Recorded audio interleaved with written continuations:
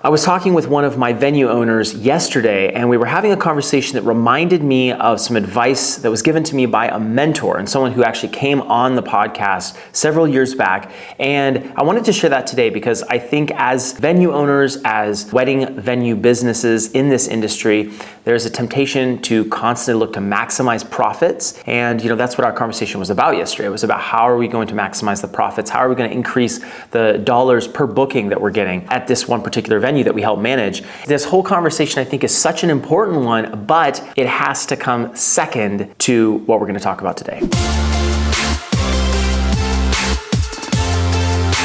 You're listening to the Venue RX podcast.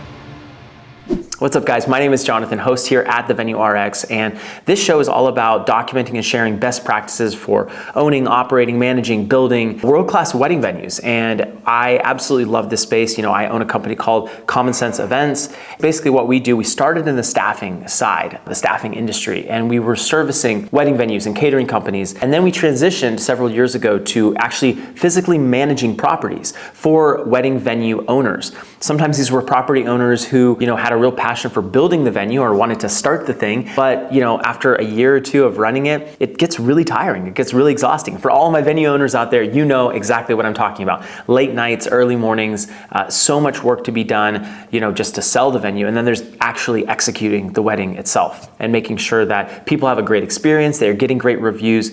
And, we're not getting repeat business here, hopefully, but we are getting the positive words in the mouth of the local community that can help support our reputation online. So that's what we do. We get in there, we help folks, and then we also do some consulting on the side. But this specific conversation reminded me of some advice that was given to me by a mentor a while back. I had a podcast. It wasn't this podcast. It was called The Jono Show, and it's still around actually, but it was all focused on just interviewing incredible entrepreneurs. This specific entrepreneur had an amazing story. He was a first generation immigrant from Iran and started an incredibly successful chain of gyms. And he was telling me, we were kind of talking before the podcast started that, I was asking, how did you become so successful? How did you, scale to the level that you did? Because he scaled, he had hundreds of gym locations, it was franchise, and there was such incredible work that he did in the fitness space. And I said, how was all this possible? And he said, it's because we systematized before we optimized. We standardized things. We,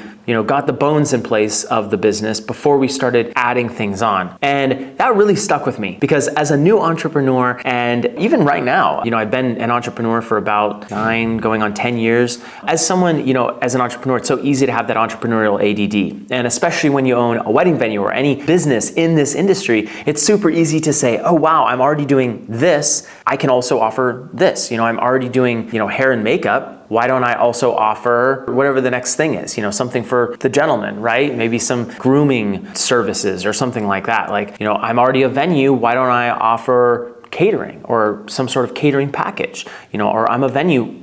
Let's do the bar, or some of these different things, adding rentals in, things like that. And that is such a temptation because of course our goal is to run a successful business. And part of that is making sure that we're, maximizing dollars per booking. None of us want to leave money on the table, right? That would be terrible. Well, the fact of the matter is so often for us, we got focused and really excited on some of these different tangents that we could take, but we didn't have a strong enough core and a strong enough foundation. And so what ended up happening was we found that we were not as successful as we wanted to be. And so instead of doubling down on the basic stuff and systematizing things, we tried to optimize. And we tried to optimize from a place that wasn't ready to be optimized from yet. And so we found ourselves struggling in just when we felt like we were starting to make some progress on adding in some more things. Maybe it was rentals, maybe it was bartenders, maybe it was, different services that we wanted to offer to our couples. When we did that, we realized that our basics weren't strong enough and we weren't actually able to provide the core service that we wanted to provide. And so we started getting, I wouldn't say bad reviews, but just not as good, stunning, excited reviews as we wanted to get. And we started to realize, we didn't have a great sales sales process. We didn't have a great operations process to fulfill what we had sold. We didn't have a great understanding of marketing in our local region and the marketing mix that we should have to be most effective. We didn't understand a lot of these things. We just kind of slapped some posts up on Instagram and paid for a couple of, Wedding Wire, the Knot profiles. Here comes the guide, some different profiles. And we felt like, okay, boom, marketing's done. We're good. Let's go ahead and start optimizing. And I have found in my career, both on the staffing side while I was in this industry and then also on the venue side, there's so much work that you can do and so much additional focus you can provide on some of these core things, and I wanna encourage you. If you're listening to this right now and you're like, but I already have a good sales system, or I already have a great team on the ground, or some of these different things, I want to challenge you to just go back and before you are tempted with this shiny object syndrome that so many of us entrepreneurs have, before you start getting distracted and wanting to add other things on, it could be the right time, 100%. It could be the right time. But it's really important to make sure that you have so many other processes and systems in place and that they're standardized and that they're written down, and that you have a great way for onboarding new employees, and you have a process in place to do taxes, and you have a process in place for recording all of the expenses and maybe even depreciating the value of some of the rentals that you have on the property, and you have a great follow-up system for after the wedding. Are you getting the reviews? Are you getting the pictures and videos back from the different vendors so that you can showcase the most recent condition of your property and provide all of that new media, new marketing that is available so that the couples are able to see it.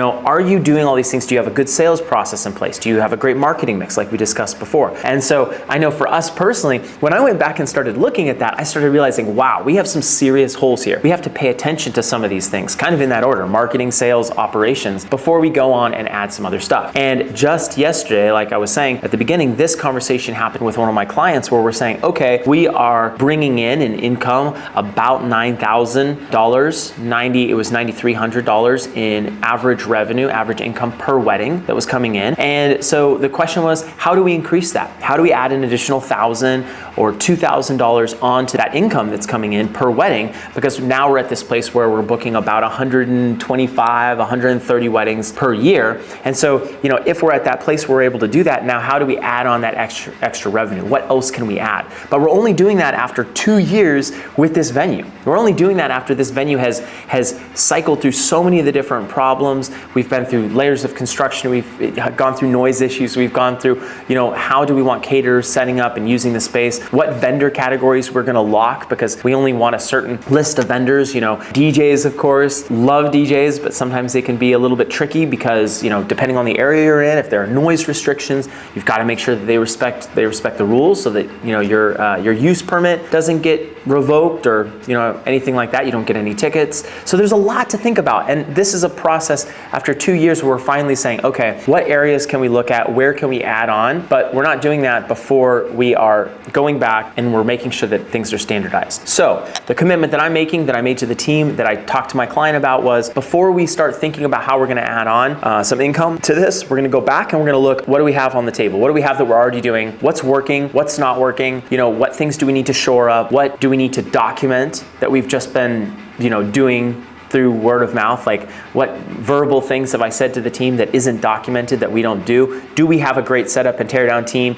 Do we have a great process in place for follow-ups for our sales team? Is our marketing mix good? All of these things we're looking at before we add on to something else. So I want you to take a moment. If you're thinking about adding something else onto your venue, I love it. I'm excited for you, and I hope that it's the right time for you. But before you get started, make sure you have that core in place. Make sure you have that frame, and make sure the frame is really, really solid, so that, think about it like a cake almost. If you have that cake in place, then you can start putting the whipped cream. Then you can start putting the frosting and the decorations and things like that. And I'm clearly not a baker, so I don't know what I'm talking about when it comes to baking. But I do know that when you have a venue or when you have any business, it's really, really important to go back to those basics. Make sure they're really solid before you start getting fancy and adding other things on. And even if this means leaving money on the table or leaving revenue that you could have, leaving that on the table because you want to focus on the basics, get your basics in place, place, and then add those things later on when you know that you're absolutely unshakable in the foundation that you have. So I hope this has been helpful today. I hope that this has been an encouragement to you if you're thinking about getting distracted and adding something on before you're ready. Hope you just can stop and double down on what you're already doing that's working, analyze what you need to accomplish before you add on that stuff. And then I hope you have an incredible time adding on, and I hope you make all the money in the world. And if this content has been helpful at all, I would love if you shared it and subscribe to this channel as well, because we're passionate about making this content. We want your venue business to succeed. And I would love to hear from you. If you've listened to this all the way through, if you're getting to this point, congratulations. When you listen to it all the way through, can you comment and let me know successful product lines or successful additions to your business, to your venue business, or even your business in just the wedding industry as a whole? What successful additions have you made after you have added on, or after you've taken care of the basics and made sure that all of your core offerings are structured correctly? So let me know in the comments below. Again, subscribe, share this content, and we will see you in the next video.